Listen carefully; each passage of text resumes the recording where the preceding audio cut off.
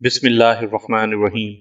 सामईन कराम, आप सुन रहे हैं उर्दू नावल धुआं, जिसके मुसन्निफ हैं शमीम नवीद, और ये इस सिलसिले की किस्त नंबर 6 है।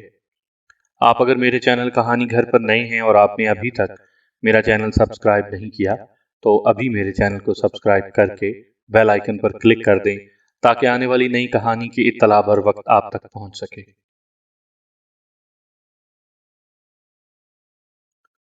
मैं मुलाजिमों की गिरफ्त से आज़ाद होने के लिए जोर आजमाई करने लगा, मगर जाहिर है कि वो गांव के रहने वाले थे, शहर के बाल नहीं थे जो मुझे आसानी से छोड़ देते। शहनाज भी जमीन से उठकर अपने भाई के करीब खड़ी हुई मेरी बेइज्जती का तमाशा देख रही थी। उसके होंठों पर बड़ी जहरीली मुस्कुराहट थी। मुलाजिमों ने मुझे घर के अंदर ले जाकर एक नीम तारीख सी कोठरी में बंद कर दिया। मैं चीखते चिल्लाते हुए कोठरी का दरवाजा पीटने लगा, मगर किसी पर कोई असर न हुआ। वो कोठरी शायद कभी गाय भैंसों के चारे के लिए इस्तेमाल होती थी।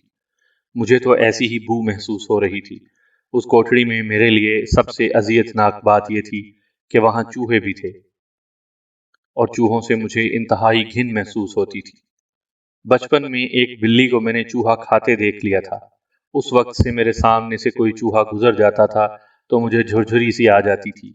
यहाँ तो एक नहीं मुतअद्दिद चूहे थे, और मैं आंखें बंद किए कोठरी के अंदर कोने में सिमटा हुआ खड़ा था। चीख चीख कर मेरा गला बैठ गया, मगर वो लोग तो जैसे मुझे अंदर बंद करके भूल ही गए। मुझे कुछ कुछ अंदाजा तो था कि मेरे साथ ये सब कुछ क्यों हो रहा है, लेकिन शहनाज इस हद तक आगे बढ़ जाएगी ये गुमान नहीं था। मैंने लाहौर में तरगीब गुनाह के बावजूद शहनाज को ठुकरा दिया था। शायद उसी का इंतकाम ले रही थी। सारे दिन और फिर सारी रात मैं भूखा प्यासा उसी कोठरी में बंद रहा। दूसरे दिन सुबह किसी के कदमों की आहट सुनकर मैं चीखने लगा, खुदा के लिए मुझे यहां से निकाल लो। मुझे महसूस हुआ था कि कोई उस कोठरी की तरफ आ रहा था। कदमों की आहट कोठरी के दरवाजे पर आकर रुक गई। चीखने चिल्लाने से कुछ हासिल नहीं होगा, यहाँ कोई तुम्हारी चीखें सुनने वाला नहीं है। कोठरी के बाहर से चौधरी अफजल की सख्त आवाज सुनाई दी, मगर ये तो बता दो खुदा के लिए कि मेरा कसूर क्या है। मैंने अपने लहजे में आजिज़ी पैदा करते हुए कहा। जवाबन चौधरी अफजल के हंसने की आवाज आई। फिर वो बोला, तुम्हारा कसूर यह है कि तुमने मेरी कुंवारी बहन शहनाज को बेआबरू किया है, और ये सरासर झूठ है, बहतान है मुझ पर। मैं उसकी बात काट कर चीख उठा, मेरी बहन झूठ नहीं बोल सकती। चौधरी अफजल जोर से बोला। फिर उसने इंकशाफ किया, वो तुम्हारे बच्चे की मां बनने वाली है। मैं ये इल्जाम सुनकर कांप उठा, और फिर मुझे शहनाज के मुलाजिम फैज की बात याद आई। उसने बताया था कि शहनाज अपने किसी क्लास फेलो के इश्क में मुब्तला हो गई थी। जब पानी सर से ऊंचा हो गया तो चौधरी अफजल ने उसे कत्ल कर दिया। मैं सोचने लगा, क्या मुझे भी चौधरी अफजल भूखा प्यासा रख कर कत्ल कर देना चाहता है। तुम्हारी खामोशी इस बात का सबूत है कि शहनाज ने मुझे जो कुछ बताया है वो सच है। चौधरी अफजल की जहरीली आवाज मुझे सुनाई दी। हरगिज नहीं। मैं तकरीबन चीख उठा। मुझे यहाँ आए हुए दिन ही कितने हुए हैं। शहनाज ने झूठ बोला।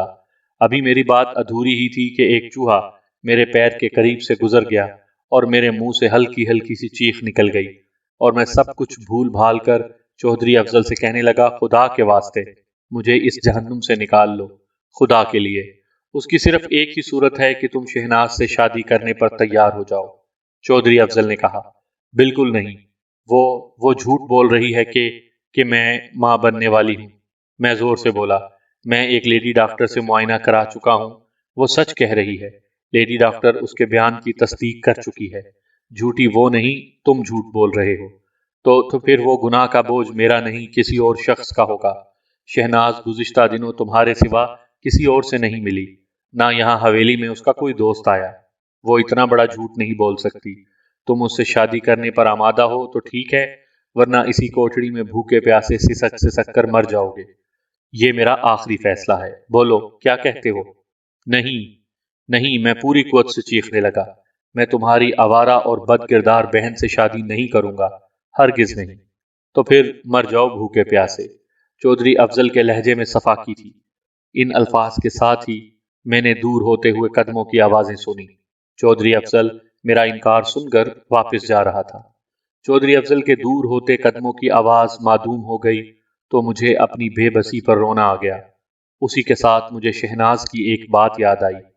اس نے لاہور جاتے ہوئے مجھ سے کہا تھا، تم مجھے نہیں جانتے فیروز، ورنہ میری محبت کو ٹھکرانے کی ہمت نہ کرتے۔ میری بات یاد رکھنا کہ جو چیز مجھے سیدھی طرح نہیں ملتی میں اسے چھین لیتی ہوں۔ ایسا نہیں ہو سکتا۔ میں آپ ہی آپ بڑبڑانے لگا۔ میں اپنی جمیلہ سے بے وفائی نہیں کر سکتا۔ مجھے یاد آیا کہ میں گزشتہ روز کچھ کہے سنے بغیر گھر سے چلا آیا تھا اور اب تک واپس نہیں پہنچا تھا۔ امی، ابو اور جمیلہ کتنے فکر مند ہوں گے، ان کا کیا حال ہوگا، یہ سوچ سوچ کر میری آنکھوں سے آنسو بہنے لگے۔ وہ سارا دن بھی کرب و اذیت میں گزر گیا۔ شام ہوتے ہوتے مجھ پر نکاہت طاری ہونے لگی۔ گزشتہ روز صبح ناشتہ کرنے کے بعد کچھ نہیں کھایا تھا۔ معلوم نہیں کہ وہ رات کا کون سا پہر تھا کہ میری قوت برداشت جواب دینے لگی۔ میں سوچنے لگا کہ زندگی بچانے کے لیے تو حرام شے بھی حلال ہو جاتی ہے۔ اگر میں زندہ نہیں رہا تو جمیلہ کا کیا ہوگا؟ وہ تو جیتے جی مر جائے گی۔ اس کے ساتھ مجھے ایک اور خیال آیا، قانون اور مذہب دونوں ہی نے مجھے وہ حق دیا تھا اور میں اس حق سے فائدہ اٹھا کر شہناز سے پیچھا چھڑا سکتا تھا۔ میں اب انتظار کرنے لگا کہ کوئی اس کوٹھری کی طرف آئے۔ دور تک سناٹا طاری تھا۔ وہ کوٹھری شاید گھر کے کسی دور افتادہ حصے میں تھی، اس لیے کوئی ادھر سے نہیں گزرتا تھا۔ میرے کان کوئی آہٹ سننے کے منتظر رہے۔ نکاہت کی وجہ سے اب میرے ذہن پر غنودگی سی طاری ہونے لگی تھی۔ میں اپنی قوت ارادی کے بل پر خود کو ہوش و حواس میں رکھنے کی کوشش کرنے لگا۔ اچانک میری سماعت سے کسی کے قدموں کی چاپ ٹکرائی اور میں چونک اٹھا۔ قدموں کی چاپ کوٹھڑی کی طرف بڑھ رہی تھی۔ میں کوٹھڑی کے فرش پر بے سدھ پڑا تھا اور قدموں کی چاپ سن کر میں کوٹھڑی کے دروازے کی طرف آہستہ آہستہ گھسٹنے لگا۔ میرے جسم میں اتنی طاقت نہیں رہی تھی کہ اٹھ کر بیٹھ سکتا یا کھڑا ہو سکتا۔ بہت سے قدموں کی چاپ کوٹھڑی کے دروازے پر آ کر رک گئی۔ پھر مجھے شہناز کی آواز سنائی دی، فیروز، فیروز۔ وہ مجھے پکار رہی تھی۔ میں نے اپنے جسم کی پوری قوت صرف کر کے اسے جواب دیا، شہناز۔ میری آواز بہت دھیمی تھی، لیکن اتنی بھی نہیں کہ کوٹھڑی کے باہر نہ سنی جا سکے۔ تم اب بھی اپنی صبح والے فیصلے پر قائم ہو اور اسی کوٹھڑی میں بھوکے پیاسے مر جانا چاہتے ہو یا پھر مجھ سے شادی کرنے کے لیے آمادہ ہو؟ شہناز نے سوال کیا۔ میں آخری بار تم سے یہ پوچھنے آئی ہوں۔ تمہارا جواب اگر اب بھی انکار میں ہوا تو پھر کوئی اس کوٹھڑی کی طرف نہیں آئے گا جب تک تم مر نہیں جاؤ گے۔ بولو، مجھ سے شادی کرو گے؟ ہاں ہاں شہناز، میں نے بمشکل قرار کیا۔ کوٹھڑی کا دروازہ کھول کر اسے باہر نکالو۔ شہناز نے غالباً اپنے ساتھ آنے والے ملازمین کو حکم دیا۔ کوٹھڑی کا دروازہ جلد کھل گیا اور دو افراد اندر داخل ہوئے۔ انہوں نے میرے دونوں بازوؤں میں ہاتھ ڈال کر مجھے کوٹھڑی کے فرش پر سے اٹھایا اور پھر تقریباً گھسیٹتے ہوئے کوٹھڑی سے نکال لیا۔ ارے اس کی یہ کیا حالت ہو گئی؟ شہناز مجھ پر نظر پڑتے ہی بولی۔ اس کی آواز میں تعصب تھا۔ اس نے اپنے ملازمین سے کہا، اسے میرے کمرے میں لے چلو۔ کچھ ہی دیر بعد ایک نرم و گداز بستر پر پڑا ہوا تھا اور شہناز میرے ہونٹوں پر پھلوں کا رس ٹپکا رہی تھی۔ میں نے غیر ارادی طور پر منہ کھول دیا۔ پھر مجھے چمچے سے پھلوں کا رس پلایا جانے لگا۔ مجھے یوں لگ رہا تھا جیسے میرے منہ میں آب حیات ٹپکایا جا رہا ہو۔ آہستہ آہستہ میں نے اپنی آنکھیں کھول دی۔ فیض، تو جا بھا افضل نو بلا کے لا، شہناز نے اپنے ملازم کو حکم دیا۔ اچھا بی بی جی، ملازم یہ کہہ کر تیزی کے ساتھ دروازے کی طرف بڑھ گیا۔ شہناز مجھے پھر رس پلانے لگی۔ پھر اس نے مجھے شہد کے 2 بڑے چمچے بھی دیے۔ اس کے بعد وہاں موجود کسی ملازم کو چکن سوپ لانے کو کہا۔ رفتہ رفتہ میری حالت سدھرنے لگی۔ جلد ہی شہناز کا بڑا بھائی چودھری افضل بھی وہاں پہنچ گیا اور حیرت سے کہنے لگا، ارے تو اسے کوٹھری سے یہاں کیوں اٹھا لائی؟ یہ راضی ہو گیا ہے بھا افضل۔ شہناز کے لہجے سے خوشی جھلک رہی تھی، پر صبح تو یہ بڑی بڑکیں مار رہا تھا۔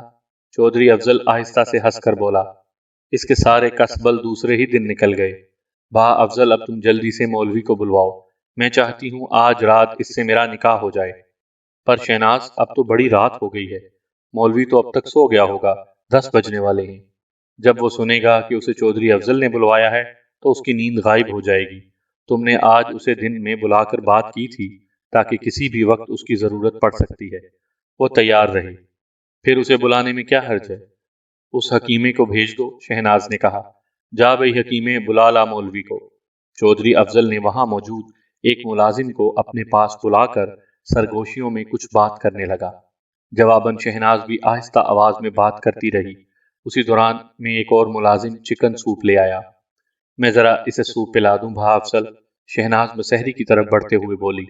پہلے تم مجھے الماری سے اسٹامپ پیپر نکال کر دے دو جو میں نے آج منگوا کر تمہارے پاس رکھوایا تھا، چودھری افضل نے شہناز سے کہا۔ اچھا، کہہ کر شہناز الماری کی طرف بڑھ گئی اور اسے کھول کر مطلوبہ اسٹامپ پیپر نکال لائی اور چودھری افضل کو تھما دیا۔ تم اتنے اسے ہوش و حواس میں لاؤ، میں دوسری تیاریاں کرتا ہوں۔ یہ کہہ کر چودھری افضل کمرے سے نکل گیا۔ میں اس اسٹامپ پیپر اور دوسری تیاریوں کا مطلب نہیں سمجھ سکا۔ شہناز اب میرے سرہانے بیٹھی مجھے چمچے سے چکن سوپ پلا رہی تھی۔ میں اب خود کو پہلے سے بہت بہتر محسوس کر رہا تھا۔ اٹھ کر بیٹھنے کی کوشش کرو، میں تمہیں سہارا دے کر اٹھاتی ہوں، شہناز نے مجھ سے کہا اور پھر سہارا دے کر مجھے اٹھانے لگی۔ بیٹھنے کے بعد مجھے چکر سے آنے لگے اور میں نے شہناز سے کہا، مجھے لٹا دو شہناز، چکر آ رہے ہیں۔ اس نے مجھے دوبارہ لٹا دیا۔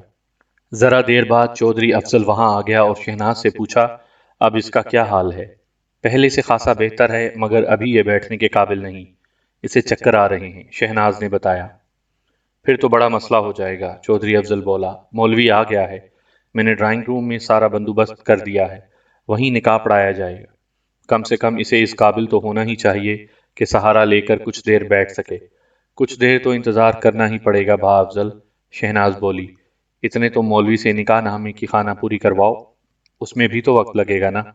ہاں ٹھیک ہے، چودھری افضل نے اپنی بہن کے مشورے سے اتفاق کیا اور پھر اس کمرے میں موجود فیض اور دوسرے ملازم کو اپنے ساتھ لے گیا۔ اب کمرے میں شہناز اور میرے سوا کوئی نہیں تھا۔ پیالے میں کچھ سوپ اور باقی تھا، شہناز نے وہ بھی مجھے پلا دیا۔ چند منٹ کے بعد شہناز نے مجھے پھر سہارا دے کر اٹھایا اور اس بار چکر نہیں آئے۔ ہاں، ذہن پر غنودگی کا غلبہ ضرور تھا۔ شاید اس کا سبب یہ تھا کہ میں گزشتہ شب سو نہیں سکا تھا۔ پھر 2 دن بھوکا رہنے کے بعد میں نے سوپ وغیرہ پیا تھا۔ اگر تم اٹھ کر کھڑے ہو سکتے ہو تو میرے سہارے باتھ روم تک چلو اور منہ دھو لو، شہناز نے مجھ سے کہا۔ کوشش کرتا ہوں، یہ کہہ کر میں نے بستر سے پاؤں لٹکا دیے۔ شہناز نے مجھے سہارا دیا اور میں اٹھ کر کھڑا ہو گیا۔ پھر شہناز مجھے سہارا دیے بہت آہستہ آہستہ باتھ روم تک لے گئی۔ منہ پر پانی کے چھینٹے پڑنے سے غنودگی قدرے کم ہو گئی۔ تولیہ سے منہ پہنچ کر میں دوبارہ بستر پر آ کر لیٹ گیا۔ باتھ روم سے واپسی پر بھی مجھے شہناز ہی سہارا دے کر مسحری تک لائی تھی۔ مجھے لیٹے ہوئے زیادہ دیر نہیں ہوئی تھی کہ چودھری افضل پھر کمرے میں آ گیا اور شہناز سے میری کیفیت دریافت کرنے کے بعد مطمئن انداز میں سر ہلانے لگا۔ ٹھیک ہے، اب اسے ڈرائنگ روم میں لے جایا جا سکتا ہے، یہ گاؤ تکیے کے سہارے بیٹھ سکے گا۔ یہ کہہ کر چودھری افضل مجھ سے مخاطب ہوا، فیروز یہ دیکھو۔ اس نے مجھے اپنی جیب سے ریوالور نکال کر دکھایا۔ میں اپنے ریوالور کی نال تمہارے پہلو سے لگا کر بیٹھوں گا۔ اگر تم نے عین موقع پر کسی بھی سبب انکار کر دیا نکاح سے تو میں تمہیں گولی مار دوں گا، سمجھ گئے؟ ریوالور اپنی جیب میں رکھ لو چودھری افضل، اس کی ضرورت نہیں پڑے گی۔ میں شہناز سے نکاح کرنے پر آمادہ ہوں، میں نے چودھری افضل کو یقین دلایا۔ ابھی معلوم ہو جائے گا، چودھری افضل بولا اور اس نے مجھ سے اٹھنے کے لیے کہا۔ شہناز نے اٹھنے میں میری مدد کی، پھر اپنے بھائی سے بولی، اسے سہارا لے کر ڈرائنگ روم تک لے جانا پڑے گا بھا افضل۔ چل تیری خاطر یہ بھی صحیح، چودھری افضل ہنس کر بولا اور پھر مجھے سہارا دے کر مسحری سے اتارنے لگا۔ آ بھئی میرے ہونے والے بہنوئی، تو بھی کیا یاد کرے گا کس سے پالا پڑا تھا۔ شہناز اپنے بھائی کی بات سن کر ہنس پڑی، پھر بولی، ابھی مجھے بھی تو دلہن بننا ہے۔ ضرور بنو دلہن، پھر کبھی کیا خبر ایسے موقع ملے نہ ملے۔ چودھری افضل یہ بات کہہ کر زور سے ہنسا اور مجھے سہارا دیے کمرے کے دروازے کی طرف بڑھنے لگا۔ ڈرائنگ روم وہاں سے خاصا دور تھا۔ بہرحال چودھری افضل مجھے سہارا دیے وہاں تک پہنچ گیا۔ وہاں میں نے فرش پر قالین بچھا ہوا دیکھا۔ ایک جانب 2 گاؤ تکیے رکھے تھے، جن میں سے ایک پر کوہنی ٹیکے ایک ادھیڑ عمر بار شخص بیٹھا تھا۔ اس کے سر پر پگڑی بندھی ہوئی تھی۔ میں اس کے حلیے سے سمجھ گیا کہ وہی مولوی ہے۔ اس شخص کے سامنے کچھ فاصلے پر 4-5 ملازمین بیٹھے تھے۔ چودھری افضل نے مجھے مولوی کے قریب بٹھا دیا۔ میرے پیچھے گاؤ تکیہ رکھا تھا، میں نے اس سے ٹیک لگا لی۔ چودھری افضل میری دوسری جانب مجھ سے بالکل ساتھ لگ کر بیٹھ گیا۔ ہاں مولوی جی، اب نکاح پڑھا دو، چودھری افضل نے مولوی کو مخاطب کیا۔ اس کا لہجہ حکمیہ تھا۔ بہتر ہے چودھری صاحب، مولوی فوراً بول اٹھا۔ شہناز کے کمرے سے ڈرائنگ روم تک آنے کے سبب مجھے پھر چکر سے آنے لگے تھے۔ ذہن پر دوبارہ غنودگی کا غلبہ بھی ہونے لگا تھا۔ شاید میں اسی سبب مولوی کی آواز واضح طور پر سننے کا اہل نہیں تھا۔ ارے تم تو اونگ رہے ہو، میں نے چودھری افضل کی درست آواز سنی۔ مولوی جی کیا کہہ رہے ہیں، جواب دو اس کا۔ میں چونک کر سیدھا بیٹھنے کی کوشش کرنے لگا۔ اسی وقت مولوی نے مجھ سے کہا، ہاں کہو، مجھے قبول ہے۔ مجھے قبول ہے، میں نے جلدی سے کہہ دیا، حالانکہ مجھے قطعی علم نہیں تھا کہ مولوی نے اس سے پہلے کیا کہا تھا۔ مولوی نے پھر مزید 2 مرتبہ سے قبول ہے کہلوایا، اور پھر میرے سامنے نکاح نامہ رکھ دیا۔ یہاں دستخط کر دو، یہ لو قلم۔ اسی وقت مجھے زور کا چکر آیا۔ معلوم نہیں چودھری افضل کیا سمجھا، اس نے میرے پہلو سے ریوالور کی نال لگا دی اور کسی درندے کی طرح غرایا، دستخط کرتے ہو نکاح نامے پر یا؟ اس نے دھمکی امیز انداز میں اپنا جملہ ادھورا چھوڑ کر ریوالور کی نال کا دباؤ میرے پہلو پر ڈالا۔ موت کے خوف سے میں نے اپنی بند ہوتی آنکھیں پوری طرح کھول دیں، اور جہاں جہاں مولوی نے کہا دستخط کر دیے۔ نکاح نامے کے علاوہ اس نے مجھ سے اسٹامپ پیپر اور اس کی نقل پر بھی دستخط کرائے تھے۔ ظاہر ہے میری حالت ایسی نہیں تھی کہ میں اس اسٹامپ پیپر پر لکھی ہوئی تحریر پڑھ سکتا۔ میں نے سوچا پھر پڑھ لوں گا، شہناز سے لے کر اس اسٹامپ پیپر پر کیا لکھا گیا ہے۔ میں نے دستخط کر دیے تو مولوی نے چودھری افضل سے کہا کہ چودھری صاحب اب بی بی جی کے دستخط کرا لائیں۔ اس نے نکاح نامہ اور اس کی نقول چودھری افضل کو تھما دی۔ چودھری افضل نکاح نامہ لے کر وہاں سے چلا گیا۔ موقع غنیمت جان کر میں گاؤ تکیے سے ٹیک لگا کر نیم دراز ہو گیا اور آنکھیں بند کر لی۔ میں شاید سو گیا تھا کہ مجھے چودھری افضل نے جھنجھوڑ کر جگا دیا۔ سیدھے ہو کر بیٹھو۔ اسی وقت مولوی قرآنی آیات پڑھنے لگا، پھر اس نے دعا کی، اس کے بعد چودھری کو مبارکباد دینے لگا۔ جواباً چودھری افضل نے اپنی جیب سے کچھ نوٹ نکال کر اسے تھما دیے اور اپنے ایک ملازم کو حکم دیا مولوی جی کو جا کر چھوڑا۔ پھر وہ مجھ سے مخاطب ہوا، اب تم بھی اٹھو، یہاں کب تک بیٹھے رہو گے؟ شہناز تمہارا انتظار کر رہی ہوگی۔ یہ کہہ کر وہ مجھے اٹھانے لگا۔ پھر جیسے تیسے میں چودھری افضل کا سہارا لیے شہناز کی خوابگاہ میں پہنچ ہی گیا۔ شہناز پر نظر پڑتے ہی میری ساری نیند جیسے غائب ہو گئی۔ اس نے سرخ رنگ کا کامدار شرارہ سوٹ پہن رکھا تھا، چہرے پر خوبصورت میک اپ تھا اور وہ زیور بھی پہنے ہوئے تھی۔ وہ اس لباس میں واقعی دلہن معلوم ہو رہی تھی۔ چودھری افضل نے اس دوران میں مجھے مسہری پر لٹا دیا۔ شہناز بھی اسی مسہری پر بیٹھی تھی۔ لے بھئی شہناز مبارکاں، چودھری افضل نے اپنی بہن کو مخاطب کیا۔ ویسے میرا خیال ہے کہ ابھی وقت ہے، رات کے 11 تو بجے ہیں، تم اپنی سہاگ رات یہاں منانے کے بجائے لاہور ہی میں کیوں نہ مناؤ؟ ہم لوگ اب چلیں تو 2 بجے تک لاہور پہنچ جائیں گے۔ مگر اس کی حالت تو سدھر جائے۔ شہناز نے میری طرف اشارہ کیا۔ یہ تو ابھی سے غش کھائے جا رہا ہے۔ یہ کہہ کر وہ ہنس پڑی، پھر میری طرف بڑی پیار بھری نظروں سے دیکھنے لگی اور مزید بولی، سارا وقت تو لاہور پہنچتے پہنچتے گزر جائے گا، پھر کیا خاک سہاگ رات ہوگی، کل رات لاہور چلیں گے۔ اچھا تو پھر میں چلا۔ چودھری افضل مسکرا کر بولا، ویسے اس وقت تو تیرا دلہا بھلا چنگا لگ رہا ہے، نکاح کے وقت تو یہ بار بار اونگ رہا تھا۔ چودھری افضل چلا گیا تو شہناز نے کمرے کا دروازہ اندر سے بند کر لیا، پھر میرے پاس آ کر مسہری پر بیٹھ گئی۔ اس نے کوئی مسحور کن سینٹ لگایا ہوا تھا۔ فیروز، شہناز نے مجھے مخاطب کیا، میں تمہیں اس وقت کیسی لگ رہی ہوں؟ اس کے لہجے میں وارفتگی اور خود سپردگی سبھی کچھ تھا۔ تم اچھی لگ رہی ہو، میں نے اعتراف کیا۔ میں نے تم سے کہا تھا نا فیروز کہ جو چیز مجھے سیدھی طرح نہیں ملتی میں اسے چھین لیتی ہوں۔ دیکھ لو کہ میں نے آخرکار تمہیں تمہاری محبوبہ جمیلہ سے چھین لیا نا۔ سامعین کرام، آپ یہ کہانی میرے چینل کہانی گھر پر سن رہے ہیں۔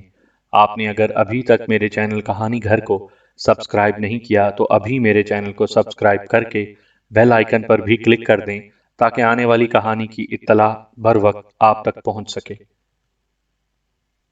جمیلہ کے ذکر پر میرے تن بدن میں آگ لگ گئی اور میں تلخ لہجے میں بولا، شہناز میرے زخموں پر نمک نہ چھڑکو، تم لوگوں نے مجھے دھوکہ دیا ہے، تم نے زبردستی مجھ سے نکاح پڑھوایا ہے، بکو مت، تم نے اپنی مرضی سے نکاح کیا ہے میرے ساتھ۔ اس نے کہا، پھر ذرا توقف سے نرم لہجے میں کہنے لگی، فیروز آج کی رات کو ایسی تلخ باتوں میں نہ گنواؤ، آؤ ہم دونوں مل کر اس رات کے ایک ایک لمحے کو امر بنا دیں۔ یہ کہتے ہوئے شہناز نے میرا ہاتھ تھام لیا۔ اسے ایک مرد کو تسخیر کرنے کے سارے ہنر آتے تھے۔ پھر لاشعوری طور پر میرے ذہن میں یہ بھی تھا کہ شہناز بہرحال اب میری بیوی بن چکی ہے اور میں کسی گناہ کا مرتکب نہیں ہو رہا۔ اس نے مجھے فتح کر ہی لیا۔ مجھے اعتراف ہے کہ شہناز سے شدید نفرت کے باوجود ان لمحات نے میرے سارے وجود کو مہکا دیا۔ پھر ساری رات میں رنگ اور خوشبو کی برسات میں نہاتا رہا۔ خبر نہیں کب نڈھال ہو کر میری پلکیں نشہ آسودگی سے بوجھل ہونے لگیں اور میں سو گیا۔ میری آنکھ کھلی تو میں نے خود کو کمرے میں تنہا پایا۔ میری نظر کمرے کے دروازے کی طرف اٹھی جو بند تھا۔ میں مسحری سے اٹھ کر دروازے تک پہنچا تو معلوم ہوا کہ دروازہ باہر سے بند ہے۔ شہناز سے نکاح ہو جانے کے باوجود ابھی میری حیثیت وہاں ایک قیدی ہی کی سی تھی۔ میں دوبارہ بستر پر آ کر لیٹ گیا اور کلائی پر بندھی ہوئی گھڑی میں وقت دیکھا۔ دوپہر کے 2 بجنے والے تھے۔ میں گزشتہ رات پیش آنے والے واقعات کے متعلق سوچنے لگا کہ گزشتہ شب جو کچھ بھی ہوا تھا وہ قانوناً اور مذہباً گناہ نہیں تھا۔ اس کے باوجود میں اپنی روح پر گناہ کا ایک بوجھ سا محسوس کر رہا تھا۔ میں انہی خیالوں میں سرگرداں تھا کہ اچانک کمرے کا دروازہ کھلا اور شہناز اندر آ گئی۔ اس کے لبوں پر بڑی فاتحانہ مسکراہٹ تھی۔ معلوم ہو رہا تھا کہ ابھی کچھ دیر پہلے وہ نہائی تھی۔ اس کی شانوں پر زلفیں بکھری ہوئی تھیں۔ اس پر نظر پڑتے ہی گزری ہوئی رات کے کئی مناظر میری آنکھوں میں گھوم گئے اور مجھ پر ایک ہیجانی سی کیفیت طاری ہونے لگی۔ وہ چست پینٹ اور شرٹ پہنے ہوئے تھی۔ قدم قدم چلتی ہوئی وہ مسحری کے قریب آ گئی۔ شہناز، میں نے خواب آلودہ سی آواز سے اسے پکارا اور پھر اس کا ہاتھ تھام لیا اور اٹھ کر بیٹھ گیا۔ فیروز، میری زندگی، شہناز نے بھی وارفتگی کا اظہار کیا۔ اسی وقت کسی کے قدموں کی چاپ ابھری۔ میں نے چونک کر دیکھا، کمرے میں داخل ہونے والا شہناز کا ملازم فیض تھا۔ بی بی جی، کھانا لے آؤں؟ فیض نے شہناز کو مخاطب کیا۔ ابھی ذرا ٹھہرو، فیروز کو نہا لینے دو۔ یہ کہہ کر وہ مجھ سے ہم کلام ہوئی۔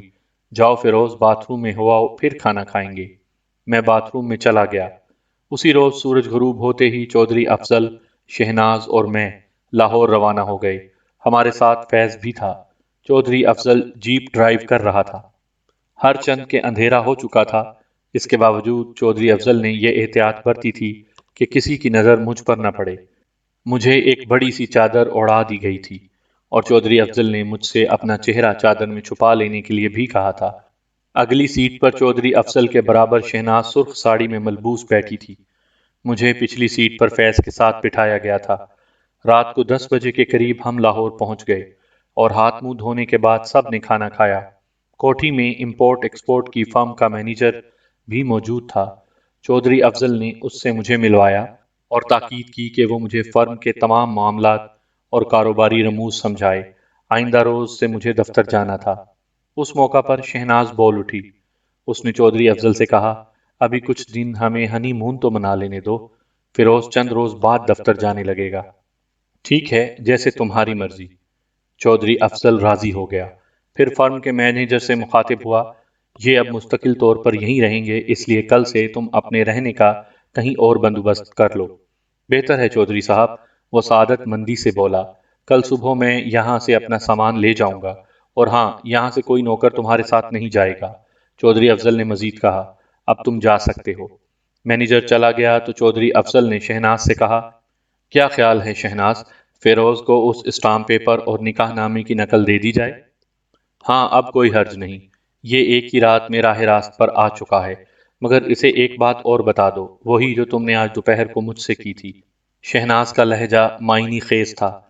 تو بھئی سنو فیروز، چودھری افضل مجھ سے مخاطب ہوا، تم اب کسی بھی صورت علی پور کا رخ نہیں کرو گے۔ اگر تم نے یہ کوشش کی تو اس کا نتیجہ بہت برا ہوگا۔ مگر کیوں؟ میں نے احتجاج کیا، کیا میں اپنے گھر والوں سے نہیں مل سکتا؟ ہرگز نہیں، تمہیں اس کی اجازت ہرگز نہیں ہے۔ چودھری افضل کا لہجہ فیصلہ کن تھا۔ پھر وہ بولا، لو یہ اسٹامپ پیپر اور نکاح نامہ بھی غور سے پڑھو۔ اس نے اپنے کوٹ کی جیب میں ہاتھ ڈالتے ہوئے کہا، نکاح نامے کے اندراجات اور اسٹامپ پیپر پڑھ کر یقیناً تمہارے دل میں پیدا ہونے والے باغیانہ جذبات سرد پڑ جائیں گے۔ چودھری افضل کی آواز میں چبھن تھی۔ پھر اس نے نکاح نامے اور اسٹامپ پیپر کی نقول میری طرف بڑھا دیں جن پر میں دستخط کر چکا تھا۔ میں نے دونوں چیزیں اس سے لے لیں، پھر انہیں پڑھ کر میرا خون کھول اٹھا۔ میرے وہم و گمان میں بھی نہیں تھا کہ چودھری افضل مجھے اس بری طرح پھانس لے گا، وہ میرے ساتھ اتنا بڑا دھوکہ کرے گا۔ میری نگاہیں ایک بار پھر نکاح نامے پر مرکوز ہو گئیں۔ حق مہر 10 لاکھ روپے باندھا گیا تھا۔ نکاح نامے کی شق نمبر 20 میں نان نفقے کے متعلق اسٹامپ پیپر پر موجود عبارت کا مختصر اندراج بھی تھا۔ اس کے مطابق 10,000 ماہانہ اخراجات شہناز کو طلاق دینے کی صورت میں 5,000 روپے ادا کرنے تھے۔ یہ میرے ساتھ دھوکہ ہے، فریب ہے، کھلا فریب۔ میں چیخ اٹھا، تمہیں اس وقت کہنا تھا جب تمہارا نکاح پڑھایا جا رہا تھا۔ چودھری افضل چبھتے ہوئے لہجے میں بولا، میں اس وقت پوری طرح اپنے حواس میں نہیں تھا۔ میں نے کہا، میں جانتا ہوں کہ اس طرح تمہارا کیا مقصد ہے۔ تم چاہتے ہو کہ میں شہناز کو طلاق نہ دے سکوں۔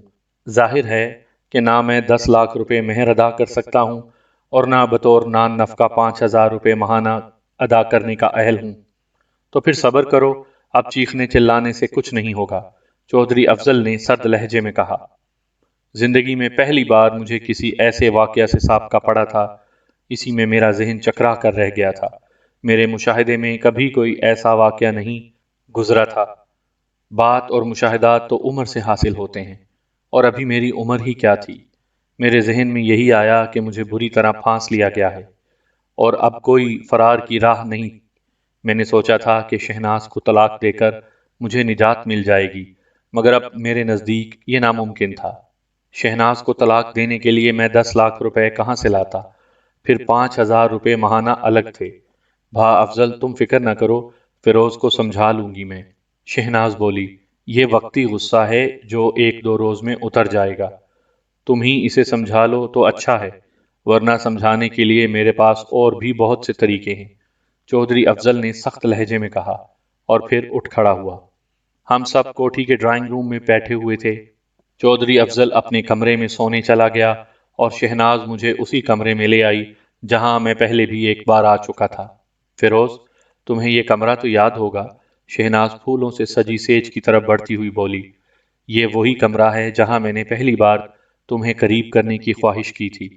اس رات اس کمرے کے در و دیوار نے میری تشنگی کا تماشا دیکھا تھا، اور آج رات یہ… نامعلوم کیوں شہناز نے اپنا جملہ ادھورا چھوڑ دیا۔ میں اس وقت قطعی نہ سمجھ سکا کہ شہناز کے کیا ارادے ہیں۔ آج رات میں گزشتہ رات کی نسبت زیادہ تر و تازہ تھا۔ میری نیند بھی پوری ہو چکی تھی اور میں نڈھال بھی نہیں تھا۔ کمرے کی فضا ہی کچھ ایسی تھی کہ شہناز سے نفرت و غصے کے باوجود میرے وجود میں ایک ہیجان سا پیدا ہونے لگا۔ فیروز، وہ جیسے میرے کان میں گنگنائی، اگر بھا افضل نے میری اور تمہاری جدائی کی راہیں مسدود کر دی ہیں تو اس میں خفگی کی کیا بات ہے؟ یہ تو اچھی بات ہے۔ میں کچھ نہ بولا۔ کچھ لمحات ایسے ہوتے ہیں کہ خاموشی کی زبان میں گفتگو اچھی لگتی ہے، اور یہ لمحات بھی ایسے ہی تھے۔ مجھ پر شہناز کے کرب کا جادو چلنے لگا تھا۔ میں چاہتا تھا کہ جلد از جلد اس دیار میں پہنچ جاؤں جہاں رنگ ہی رنگ ہیں، خوشبو ہی خوشبو ہے۔ میرے حواس پر بے خودی سی طاری ہونے لگی۔ پھر اس سے پہلے کہ میں اس بے خودی کے عالم میں جسم و جاں کے سارے فاصلے سمیٹ لیتا، وہ تڑپ کر میرے پہلو سے اٹھ گئی۔ میری حالت کسی ایسے تشنا لب کی سی تھی جسے ٹھنڈے میٹھے پانی کا پیالہ دے کر سیراب ہونے سے پہلے پیالہ چھین لیا جائے۔ شہناز، میں جیسے خواب کے عالم میں بولا، ادھر آؤ شہناز، میرے پاس، میرے قریب آ جاؤ۔ میرے لہجے میں التجا تھی۔ نہیں، وہ مسحری کے قریب کھڑی ہوئی لمبے لمبے سانس لے رہی تھی۔ مگر کیوں؟ میں نے احتجاج کیا۔ یہ ظلم ہے، میں نے فریاد کی۔ آج رات میں اس کمرے کے در و دیوار کو تمہاری تشنگی کا تماشا دکھانا چاہتی ہوں، اس نے جواب دیا۔ مگر تم نے بھی تو مجھ پر ظلم کیا تھا، میں تم سے اسی ظلم کا بدلہ لے رہی ہوں۔ یہ کہہ کر وہ دروازے کی طرف بڑھنے لگی۔ میں آج رات دوسرے کمرے میں سوؤں گی۔ ہرگز نہیں، میں چیخ اٹھا، اور پھر مسحری سے اٹھ کر تیزی کے ساتھ اس کی طرف بڑھا۔ شہناز کے لیے میری یہ دیوانگی یقیناً غیر متوقع نہیں رہی ہوگی۔